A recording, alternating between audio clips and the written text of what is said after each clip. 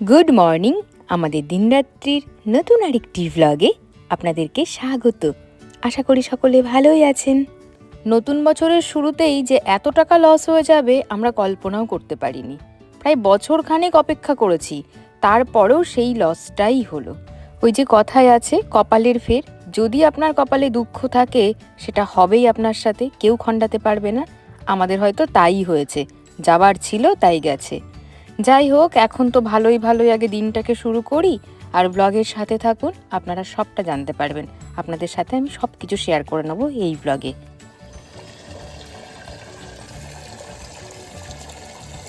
জানলাতে দেখুন কত ফুল এসেছে, খুব ভালো লাগছে দেখতে।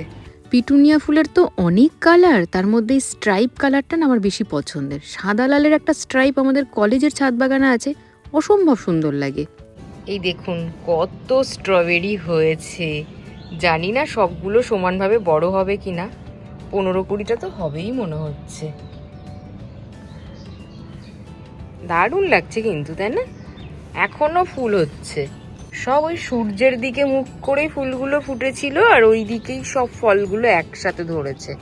এই যে এক গুচ্ছ, অপূর্ব লাগছে দেখতে। পাকলে পারে তো আমি বেশি খুশি হয়ে যাব, জানি না কি হবে।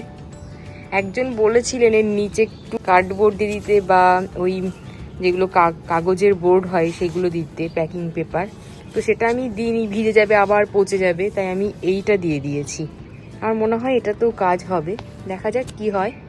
এইটা এইভাবে ফলগুলোর নিচে দিয়ে রেখেছি। তো পুরো ভেলভেট ফিনিশ কালার, অসম্ভব সুন্দর একটা রং। আর এখানে পেনজিগুলো ফুটেছে, দারুণ লাগছে দেখতে। এই বাই কালারটা সত্যি আমার ভীষণ পছন্দের। আর ফুটে গেছে, প্রচুর কুড়ি আছে, এখনো অনেক দিন ধরে ফুল হবে। পুরো টব ভর্তি করে ফুল হয়েছে, পুরো গাছটা ভরে একদম। এত ভালো লাগছে দেখতে। এটাও তাই, দারুণ লাগছে। এই রংটা তো ভীষণ সুন্দর। আর আমার ডালিয়াতে সব কুড়ি এসেছে, প্রত্যেকটা গাছে। পরের বছর এই ফুলগুলোই লাগাবো আগে। দারুণ লাগছে। 5টা 5 কালারের দিয়েছে, যতক্ষণ না ফুটছে ততক্ষণ বুঝতে পারবো না কোনটা কি কালার। লাল রঙের পিটুনিয়া খুঁজছিলাম, এই যে অবশেষে একটা গাছে লাল হয়েছে। একটা ফুল তো হয়েছে, এতেই আমি খুশি। দারুণ লাগছে। আর কুড়ি আছে আরো। 5টা গোলাপ গাছের মধ্যে 2টো লাল, আর এর রংটা না একদম আলাদা, বাই কালার। গোলাপের রংটা দেখেছেন? দারুণ, অনেক বড় হয়েছে, পুরো ফুটে গেছে। এই দেখুন, এইটা পুরো 7 পাতার একটা ডাল। নার্সারি থেকে বলেছে এই 7 পাতা ডালগুলো কেটে দিতে, না হলে পরে খাবার খেয়ে নেবে টবে, কিন্তু এই 7 পাতা ডালে ফুল হবে না। তাই এগুলো এখন কাটবো আমি। আজকে উত্তম অফিস বেরোবে 8টার ট্রেনে। যেদিন 7টা 14 ধরে না সেদিন গাছে ওই জল দিয়ে দেয়। বাকি দিনগুলোতে আমি দিই। যেদিন খুব দেরি হয়ে যায় সেদিন কলেজ থেকে ফিরে এসে দিই। এখন তো দিনটা বড় হয়েছে, তাই কলেজ থেকে যখন ফিরি তখনও সন্ধ্যা ঠিকভাবে লাগে না, তাই আগে জল দিয়ে তারপরে ফ্রেশ হয়ে সন্ধ্যা দিই।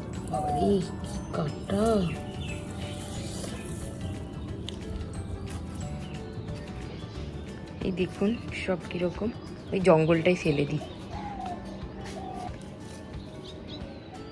আর আপনাদেরকে রক্ত গাঁদাগুলো দেখাই। দেখুন কতগুলো করে ফুল এসছে, আর কত বড় বড়। এখন তো তাও একটু ছোট হয়েছে সাইজ। এই গাছটাতে দেখুন, মানে টবের গাছে এত ফুল। আর এই দিকটাতে তো সব রক্ত গাঁদাগুলো রেখেছি।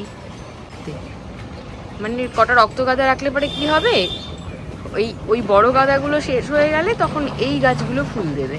হালকা শেডের নিচে গাছগুলো দিলে মনে হয় আর কদিন ভালো থাকতো। দেখুন এগুলো, এই দেখুন ওই গাঁদাগুলো প্রায় শুকিয়ে গেছে এখন। আর রক্ত গাঁদা গাছে ভর্তি ফুল, মানে পুজোর ফুলটা হয়ে যাচ্ছে। রক্ত গাঁদা আমি নিতে চাইছিলাম না, উত্তমের জন্যই জোর করেই 5টা চারা আনা। তা এখন মনে হচ্ছে ভালোই করেছি নিয়ে এসে। এবার যেহেতু ছাদে আমার একটু গাছের পরিমাণ বেড়েছে, বিশেষ করে ফুলের পরিমাণ বেড়েছে, প্রজাপতির দেখাও মিলছে অনেক। যখন আমি ছাদে এলাম সকালে, এতগুলো প্রজাপতি দেখতে পেলাম, ক্যামেরা অন করতে করতে সব পালিয়ে গেল। নিচে যাই, উত্তম কুমারের স্নান হয়ে গেছে মনে হচ্ছে। স্নান করে ও আমাকে উপরে রাখতে এসেছে। নিচ থেকে নাকি কয়েকবার আওয়াজ দিয়েছে, আমি শুনতে পাইনি।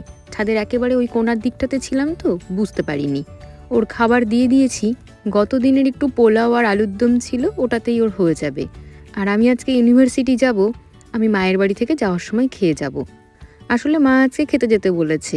এত সকালে মায়ের তো এখনও রান্না হয়নি সব কিছু, তাই উত্তম খেয়ে যেতে পারলো না। বাড়িতে যা ছিল তাই খেয়ে নিল। আর ও না এই পোলাও খেতে খুব ভালোবাসে, যদি ওর ফেভারিট হচ্ছে ফ্রাইড রাইস। উত্তমের ব্যাগ এখানে রেডি, বাবু এখানে খাওয়া দাওয়া করছেন, অফিস বেরোবেন। প্রত্যেক দিন রাত্রেবেলায় বাদাম ভিজিয়ে দিই, আমন্ড আর তার সাথে আখরোট। আখরোটটা না ভেজালেও হয়, মাঝে মধ্যে স্মুদি করি তো সেই জন্য একবারে ভিজিয়েই দিই। বাই। ফিরতে কি রাত হবে? আচ্ছা ঠিক আছে। তখন খেতে বসে উত্তমের সাথে গল্প করতে গিয়ে জল পড়ে আমার টি শার্ট ট্রাউজার সব ভিজে গেছে। স্নানের জলটা এদিকে বসিয়ে দিলাম। চলুন জামাটা বার করে নিই, যেটা পরে যাব। আজকে ভাবছি একটা অফ হোয়াইট কালারের কুর্তা সেট আছে, যদিও দুটো আলাদা আলাদা, মানে ট্রাউজারটা নিয়েছিলাম আমি রিলায়েন্স ট্রেন্ডস থেকে, আর আপারটা এখানকার লোকাল টেলারের দোকান থেকে বানিয়ে নেওয়া। আর স্কার্ফগুলো তো আলাদা করে কেনা। যাই হোক, জল গরম হয়ে গেছে, এবার স্নানটা সেরে নেব। আমার ট্রেন হচ্ছে 12:20। আমাকে 2টোর মধ্যে ইউনিভার্সিটি পৌঁছতে হবে। আসলে ফার্স্ট আওয়ারে এত ব্যস্ততা থাকে স্যার ম্যামদের যে ওনাদের সাথে ভালো করে কথা বলা যায় না। একটা লেখালেখি আপনারা জানেন, অনেক দিন ধরেই বলছিলাম, সেই বিষয়ে কিছু কথা বলতে যাব। তো স্যারের সাথে কথা হয়েছে আমার ফোনে, তো উনি আমাকে 2টোর মধ্যে পৌঁছতে বলেছেন। যাই দেখি কি হয়। একটু তাড়াতাড়ি তৈরি হয়ে নিচ্ছি, তার কারণ যাবার পথে আমাকে মায়ের বাড়ি যেতে হবে, আপনাদেরকে বলেছিলাম সে কথা সকালেই। ওখান থেকেই খেয়ে বেরোবো। আর শুনছি আজকে নাকি ট্রেনের একটু গন্ডগোলও আছে, সব ট্রেন কেমন লেট আসছে কি জানি, লাইনে নাকি চেকিং চলছে। দেখি যাই তো, আমি তো আমার টাইম মতো যাই, ট্রেন যখন আসবে দেখা যাবে। আর যদি খুব বেশি লেট হয় স্যারের সাথে নয় আরেকবার কথা বলে নেবো, আজকে আর যাবো না, ফিরে আসবো। তাও স্টেশন পর্যন্ত যাই একবার। আর বিস্কুটের প্যাকেট মনে করে নিয়ে নিয়েছি, কারণ ও বাড়িতে গেলেই বাচ্চারা আমাকে ধরবে। ওদের নাম দিয়েছে উত্তম গুন্ডা বাহিনী, মানে 5 ফোড়নের থেকে এখন গুন্ডা বাহিনী নাম হয়ে গেছে। বেশ বড় হয়ে গেল ওরা। তবে দেখছি রাস্তা একেবারে ফাঁকা, কোনো সৈন্য সামন্ত নেই, নির্বিঘ্নে যেতে পারবো। মামি, আরে বাবা রে, কি এসেছে? কত বড় পেয়ারা! তোমার গাছের নাকি? এই তোমার একটা পেঁপের মতন সাইজ। অনেক ছিল, সব প্যাকেট খেয়ে নিয়েছি। ওষুধ দিয়েছে কোনো? না না, কিচ্ছু না, এমনিই হয়েছে এত সুন্দর। এমনি বড় সাইজের। তুমি ওখান থেকে কটা ট্রেন ধরেছিলে? যাও ওখান থেকে 9:17। আর ওরা তাই করে, ওরা সোনার বিস্কিট কিনে আচ্ছা, আর দিও না আমি দুধ খেয়ে এসেছি। সোনার যেভাবে দাম ওঠানামা করছে, মানে সকলের মাথায় হাত। তার উপরে আবার বিয়ের মরশুম চলছে, যেখানেই যাচ্ছি সব দিকেই সোনার গল্প। আজকে কত রেট আর গতকাল কত ছিল, এই তুল্যমূল্য বিচার করতে গিয়ে আমাদের পকেটটি গেছে একেবারে ফাঁকা হয়ে। তার কারণটা আপনাদেরকে বলি। আপনারা তো জানেন যে আমি একটি বালা বানাতে দিয়েছি, তার ওয়েট বলেছেন ওনারা 17 গ্রাম।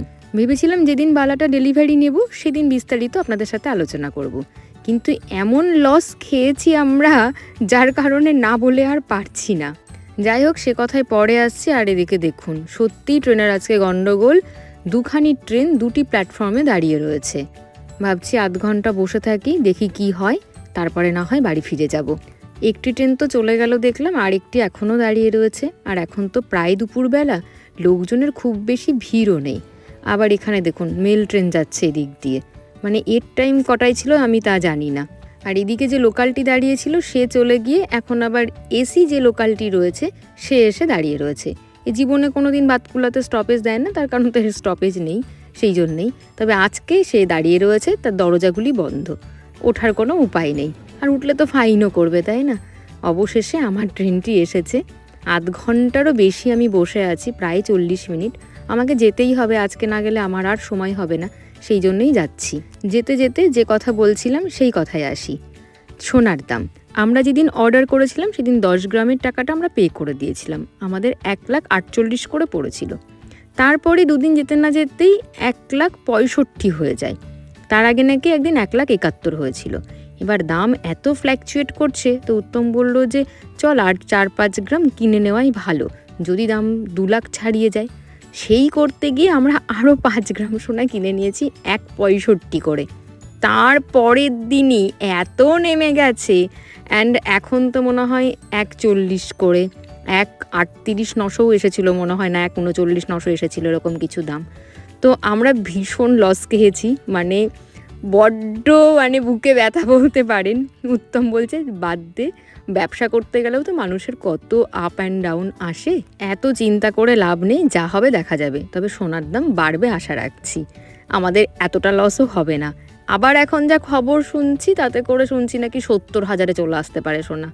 কি করব বলুন, জানি না কেন এতটা আমাদের বোকামি হয়ে গেছে। এই সময় সোনা কেনাটা ঠিক হয়নি, এতদিন অপেক্ষা করেছিলাম, আর কিছুদিন অপেক্ষা করলেই হতো। যাই হোক, যা হবার তো হয়ে গেছে, সেটা তো আর আমাদের হাতে নেই।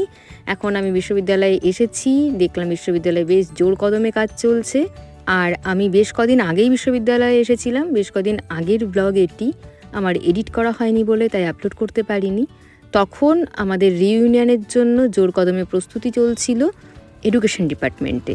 তো যে কাজে এসেছিলাম সেই কাজ ভালোই মিটে গেছে। সেদিকে কাজ মিটিয়ে আবার এসেছিলাম অ্যাডাম বিল্ডিংয়ে, সেখানে একটি খাতা দেখার বিল জমা দেওয়া ছিল, সেটা জমা করে এখন চলে এসেছি কল্যাণী মেনে। এই যে ট্রেনটি দাঁড়িয়ে রয়েছে, দূর থেকে আপনাদেরকে দেখাতে পেরেছি কিনা জানি না, ওটি ছিল লালগোলা।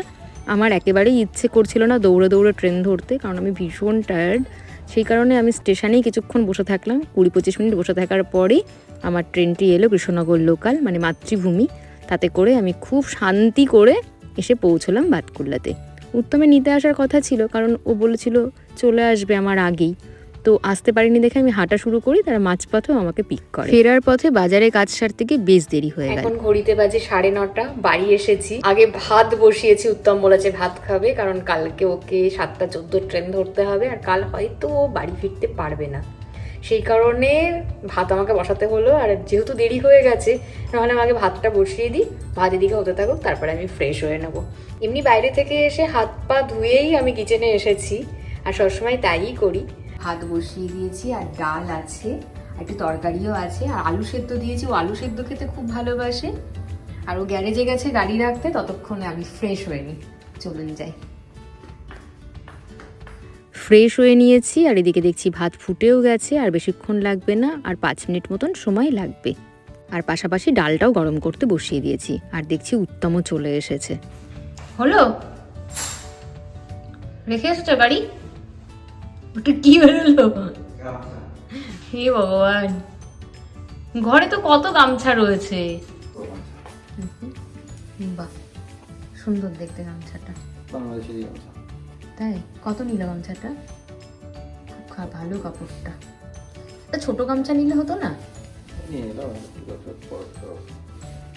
সুন্দর, দারুণ, পুরো নতুন বউ গামছা কিনেছো তো কুমার তুমি। দারুণ, অনেক বড়। হ্যাঁ, খুব সুন্দর।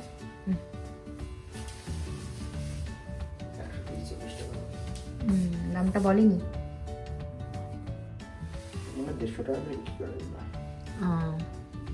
খুব সুন্দর গামছাটা।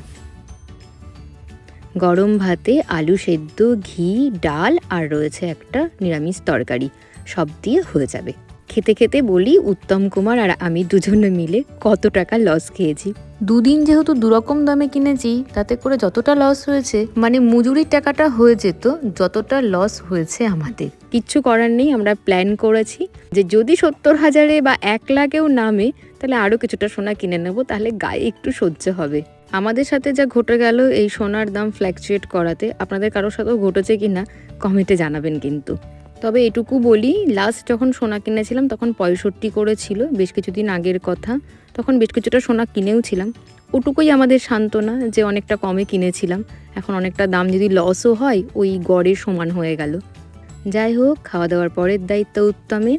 আর আজকের ব্লগটি যদি ভালো লেগে থাকে তাহলে প্লিজ একটা লাইক করে দেবেন। আজ আসি।